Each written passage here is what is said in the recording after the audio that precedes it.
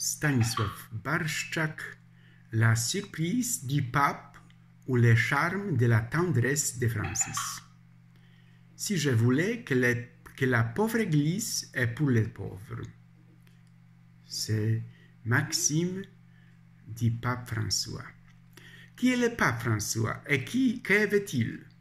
Dans la soirée, le 13 mars 2013, dans l'Église, dans une grave crise, dans le monde catholique, la démission encore secouée de Benoît XVI, la soudaine souffle de l'homme et la fraîcheur évangélique apparaît.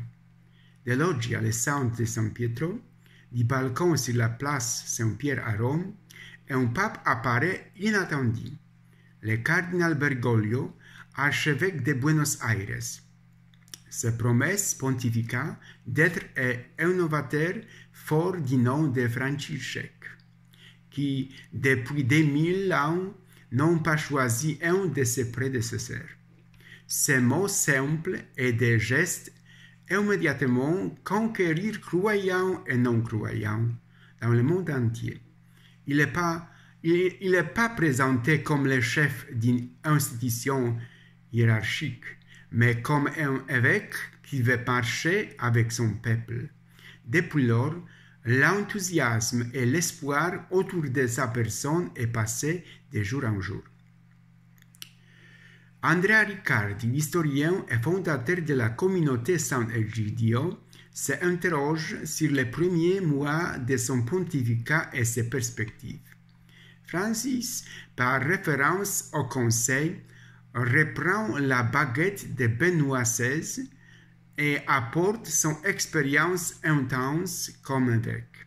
Troisième Église, comme un homme du sud du monde, plongé dans une réalité complexe de l'Amérique latine, en contact tous les jours avec les plus démunis. Comme je voudrais une Église pauvre et pour les pauvres. Une phrase qui exprime le programme d'un nouveau pape mieux que tout autre document. Bergoglio, depuis son ministère en Argentine, la justice soit Église, est impliqué dans la périphérie de l'existence. Déjà comme successeur de Saint-Pierre à Rome, a trouvé le temps d'écrire de nouveau ses souvenirs de sa jeunesse. Quand à l'âge de 20 ans et un, je suis tombé malade d'une maladie grave. J'ai vécu des limites, la douleur et la solitude pour la première fois. J'ai changé mes coordonnées. Moi, je ne sais pas qui je suis. Aurais-je mourir ou vivre? Même les médecins ne savaient pas si je réussirais. Je me souviens qu'un jour, j'ai demandé à ma mère, serrant dans ses bras pour me dire si je mourrais. J'ai assisté à la 2e année du séminaire diocésain à Buenos Aires. Je me souviens de la date. Il était le 13 août 1957.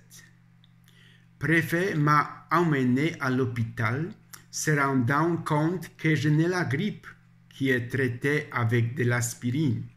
Tout d'abord, un demi-litre d'eau provenait de mes poumons, alors resté dans la lutte entre la vie et la mort. En novembre cette année, j'ai été opéré pour enlever la lampe du poumon supérieur droit.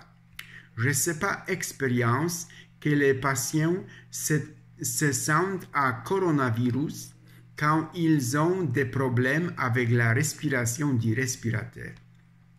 De ce temps, je me souviens en particulier des infirmières. L'un d'eux était un superviseur infirmier de Dominicaine Ordre qui était professeur à Athènes avant de l'envoyer à Buenos Aires. J'ai appris plus tard, après avoir quitté le médecin après la première étude, il a dit aux infirmières de doubler les doses de traitements prescrits par lui, la pénicilline et de la streptomycine. parce que son expérience a montré que je mourrais. Sœur Cornelia Caralho m'a sauvé la vie. Merci à un contact permanent avec les patients, savait mieux que les médecins ce que les patients ont besoin et a eu le courage d'utiliser cette expérience. Une autre infirmière, Michaela, a fait la même chose quand je souffrais. Elle m'a donné secrètement des doses supplémentaires de calmants, à l'exception du temps fixé. Cornelia et Michaela sont maintenant dans le ciel, mais je serai toujours leur débiteur. Ils se sont battus pour moi jusqu'à la fin, jusqu'à ce que je revienne. On m'a appris ce que cela signifie d'utiliser l'apprentissage et de savoir comment continuer aux besoins spécifiques de la rencontre. De cette expérience, je l'ai appris une chose. Combien il est important d'éviter consolation moins chère. Les gens sont venus me voir et dit « Tout ira bien », que je ne pourrai jamais l'expérience de cette douleur tout. Et non scène. Des mots vides parlés dans de bonnes intentions, mais jamais atteint mon cœur. Une personne qui m'a touché le plus profond de son silence était l'une des femmes qui ont marqué ma vie. Sœur Marie Dolores Tortolo, mon professeur dans l'enfance, qui me préparait pour la première communion. Elle est venue à moi, elle me prit la main, embrassée et silenciée pendant un long moment. Puis elle m'a dit, vous imitez Jésus. Elle n'a pas à ajouter quoi que ce soit plus. Sa présence, son silence m'a donné un réconfort profond. Après cette expérience, j'ai pris la décision de parler aussi peu au cours de ces visites aux patients. Je prends juste pour leur prendre la main. Jésus nous enseigne que la croix est un moyen de résurrection. Apprends-nous que le vendredi saint est une route pour la lumière de Pâques. Apprends-nous que Dieu oublie jamais de leurs enfants et nous pardonne sans relâche et nous couvre de sa miséricorde infinie. Et nous apprendre aussi demander pardon sans relâche et croire en la miséricorde des Pères sans bord. La mesure de l'amour de Dieu est l'amour sans mesure. Infini. Et notre vie avec l'amour de Jésus d'accepter l'Eucharistie devient un cadeau. C'est un cadeau très cher. Si l'amour a besoin de la vérité a aussi besoin d'amour. L'amour et la vérité ne peuvent pas être séparés. Sans amour, la vérité est froide, impersonnelle, écrasant une vie particulière d'une personne. La vérité que nous recherchons, qui donne un sens à nos pas, nous éclairer quand l'amour nous touche. Ceux qui aiment comprennent que l'amour est l'expérience de la vérité qu'elle ouvre les yeux de voir toute la réalité de manière nouvelle, dans l'unité avec une personne aimée. Là où il y a de l'amour, il n'y a pas besoin de pardon, car quand vous entendez l'amour, j'adore, dit Saint Augustin. Cet amour ouvre ses yeux. Le dialogue vient de l'attitude de respect contre l'autre homme, de la conviction qu'il a quelque chose de bien à dire. Il prend une place dans nos cœurs sur son point de vue, son avis et ses suggestions. Le dialogue signifie une réception chaleureuse, pas une condamnation préventive. Pour conduire un dialogue, vous devez savoir comment réduire la défense, ouvrir la porte de votre maison et offrir la chaleur humaine. Revenons à vos rêves, la voie à un avenir meilleur. Dieu est la paix, la météo de l'esprit. Ce n'est pas un tourment. Proche de moi. Dites-le à chaque fois que vous sentez un tel besoin. Avec Dieu, tout peut être fait. bien que la rénovation de la maison ne commence pas du toit et des fondations. Pape restait à la rue Saint-Marthe et à la maison Saint-Marthe, pas dans le palais apostolique. Assis sur Sédilia dit Saint-Pierre, dirige les moutons du Seigneur vers la nouvelle évangélisation du monde au 3e millénaire du christianisme. François suit polonais Pope Jean-Paul II et se déplace dans le monde entier. Le pape François des Frères argentines est venu à l'invitation des autorités et conformément à la volonté de ses habitants aussi en Pologne, mon pays natal, en 2016. C'était des journées mondiales inoubliables des jeunes à Cracovie.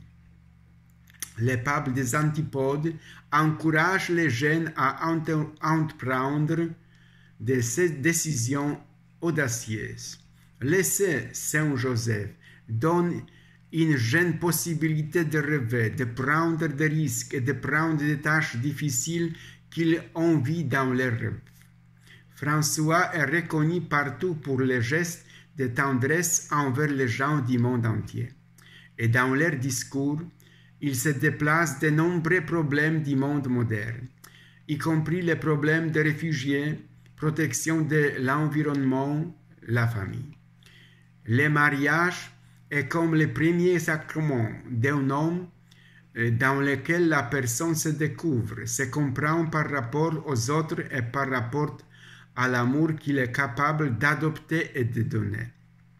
L'amour charmant et familial montre également une vocation clairement à aimer de manière particulière et que les sacrifices et les crises des conjoints et de la même famille étaient des mesures pour grandir dans la bonté, la vérité et la beauté. Donc complètement, sans calcul et objection, partageant tout. Dans le renoncement, la confiance dans la providence de Dieu. Comme je voudrais une église pauvre et pour les pauvres, a déclaré le pape François. Sur l'un des nombreux publics généraux, nous avons vu le pape réconforter un garçon triste après la mort de son père athée. D'autre part, sur le public dédié au Triduum pascal, François mentionnait « Quand nous allons en masse, comme si nous allions au calvaire. N'oublions pas de nombreuses croix d'aujourd'hui. Les sujets choisis par le pape pendant son pontificat expriment fortement les gros plans du Seigneur et de l'Église, éteignant cette relation à la vie des personnes âgées, en particulier dans cette période difficile de la pandémie. Pope François, à nouveau comme ses prédécesseurs, sur la capitale de Saint-Pierre, annonçait les messages évangéliques fidèles. Chacun a une mission. Vous êtes irremplaçable et je crois en toi. Le Saint-Père a souligné.